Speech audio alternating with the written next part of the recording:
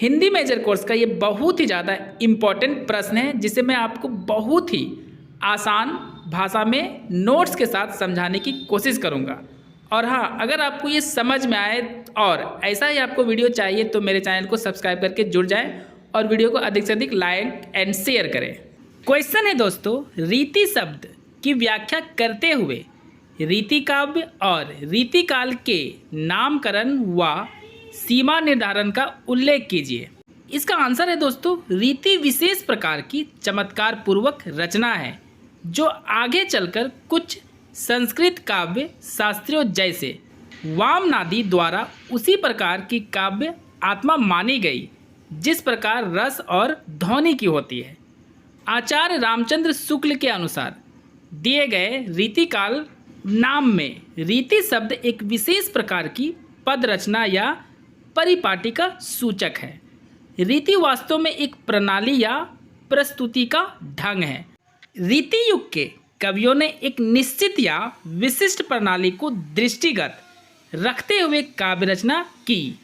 यह प्रणाली ऐसी थी जिसमें सर्वप्रथम कवि आचार्य धर्म का निर्वाह करते हुए काव्य रचना की रीति या लक्षण प्रस्तुत करते थे और फिर उनके अनुरूप ही उदाहरणों की रचना करते थे।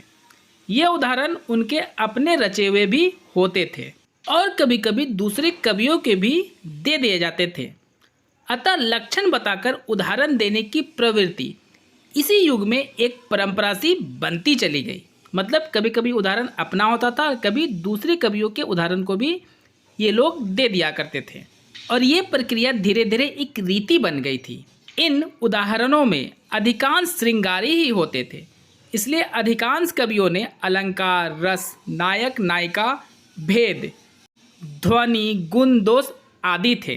कहने का सीधा सा मतलब है दोस्तों कि उस समय यानी रीति काल में काव्य रचना में इन सभी का प्रयोग बहुत ज़्यादा हुआ करता था। इसलिए अधिकांश कवियों ने अलंकार, रस, नायक नायिका, भेद, ध्वनि, गुण, दोष आदि के लक्षण उदाहरण प्रस्तुत कर एक विशिष्ट रीति ही डाल दी और इसी रीति का पालन 200 वर्षों तक किया जाता रहा, जो एक बहुत ही लंबा समय है एक ही रीति यानी लक्षण के द्वारा लिखा जाना काव्य को।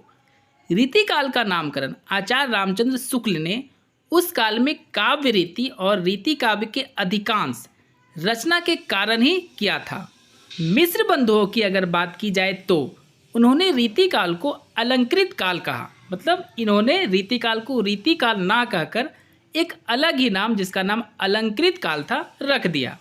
उनके नामकरण से यह प्रतीत होता है कि उस काल में केवल अलंकार को ही प्रमुख रूप से लिखा जाता था, लेकिन ऐसा बिल्कुल भी नहीं था।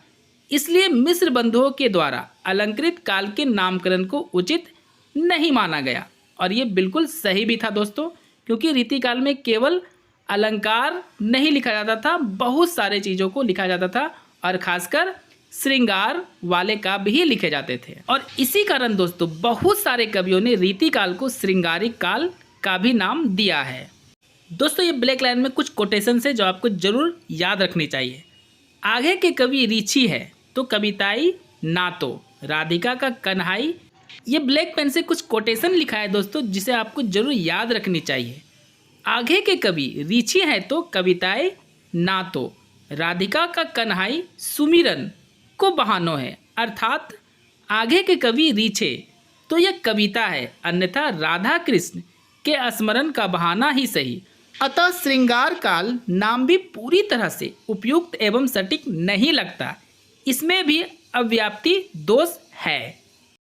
क्योंकि दोस्तों किसी भी काव्य धारा की काल सीमा निर्धारित करते समय उसका दिन, माह या वर्ष का निश्चित रूप से निर्धारण कर पाना आसान नहीं होता है। आचार्य शुक्ल ने रीति काल की समय सीमा विक्रमी संवत 1700 से 1900 अर्थात सन 1643 से 1843 तक की मानी है। शुक्ल जी के बाद के लगभग सभी आचार्यों ने इस अवधि को ही स्वीकार भी किया है। कुछ विद्वान आचार्यों ने प्रवृत्ति विशेष के आधार पर रीति काल का प्रारंभ आचार्य केशव के समय से अर्थात संवत 1700 से 50 वर्ष पूर्व से माना है। इस प्रकार बहुत सारे विद्वानों का विचार एवं उनका मत देखा जाए तो रीतिकाल का आरंभ 1643 ईस्वी से लेकर 1843 ईस्वी तक अर्थात 200 वर्षों तक का माना जाता है। आई होप दोस्तों आपको ये नोट्स बहुत ही ईजी और हेल्पफुल लगा होगा। अब इसके बाद दोस्तों आपको संक्षेप में जरूर लिखना चाहिए ताकि आपको फुल में फुल मार्क्स मिल सके। संक्षेप में रीतिकाल के प्रमुख कवियों को उनके काव्य धारा के अनुसार बांटा गया है।